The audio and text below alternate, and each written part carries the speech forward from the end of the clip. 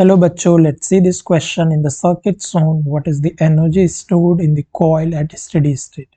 तो हमें find out करना है कि ये जो हमारा कॉइल है ना, इसमें कितना एनर्जी स्टोर्ड होगा एट स्टेडी स्टेट पर। स्टेडी स्टेट में हमारा एनर्जी कितना स्टोर होगा ये हमें फाइंड करना। तो चलिए देखते हैं कि which one is the correct option. तो इस सर्किट को पहले हम लोग ड्रॉ करते हैं एक अलग तरीके से।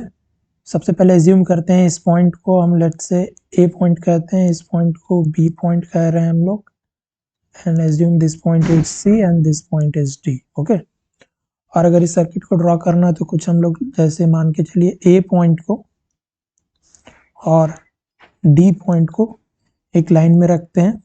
ये ए पॉइंट जो हमारा, इसको और डी पॉइंट को हमने एक लाइन में रखा, और बी पॉइंट को और सी पॉइंट को, एक पॉइंट को ऊपर रख रहे हैं और एक पॉइंट के नीचे रख रहे हैं। लेट्स से बी को हम ऊपर रख रहे हैं और सी को नीचे रख रहे हैं।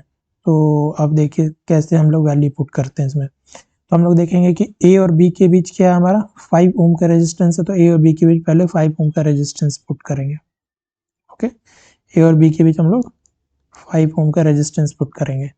अब देख रहे हैं हम लोग कि बी और सी के बीच में हमारा ये इंडक्टर है। तो ये बी पॉइंट है और ये हमारा सी पॉइंट है, इसके बीच ये इंडक्टर डाल दो। ये हमारा इंडक्टर की वैल्यू कितनी है, 5 हेनरी एंड 2। उसके बाद सी एंड डी के बीच में 10 ओम है। सी एंड डी के बीच में 10 ओम रखो, put 10 ohm between C and D. Okay, और हमारा ये जो रेजिस्टेंस है 2 ओम का, it is between point A and point C. A point और सी पॉइंट के बीच में 2 ओम का रेजिस्टर प्लेस करो। तो this is resistor of 2 ohm between point A and C. और ये जो 25 ओम का रेजिस्टेंस है, it is between point B and D. तो बी एंड डी के बीच में 25 ओम का रेजिस्टेंस प्लेस करो। 25 ओम का रेजिस्टेंस हमने प्लेस कर दिया। ओके,